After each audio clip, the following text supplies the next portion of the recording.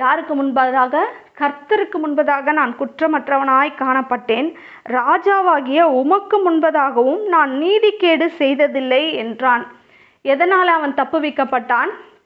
சிங்கங்களுடைய வாய்க்கு அவன் கர்த்தருக்கு முன்பதாக குற்றமற்றவனாய் நடந்து கொண்டான். அதுவும் இல்லாமல் அவன் வேலை செய்கிறான்ல, எந்த இடத்துல வேலை செய்கிறானோ அந்த ராஜாவுக்கு எதிராக எந்த நீதிகேடும் அவன் செய்ததில்லை.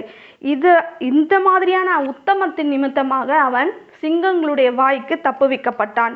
இன்றைக்கும் நம்ம எப்படி இருக்கணும்? உத்தமமாய் நடந்து கொள்ளணும். கர்த்தருக்கு விரோதமாக நடக்கக்கூடாது.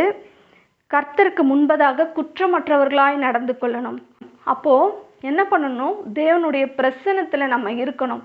தேவனுடைய பிரசன்னத்தில் இருக்கணும்னா தேவனோடு கூட ஐக்கியத்தில் இருக்கணும். ஒவ்வொரு நாளும் வேத வசனங்களை எடுத்து தியானித்து வாசித்து ஜெபித்து தியானிக்கும் பொழுது கர்த்தர் உங்களை வழி நடத்துவார்.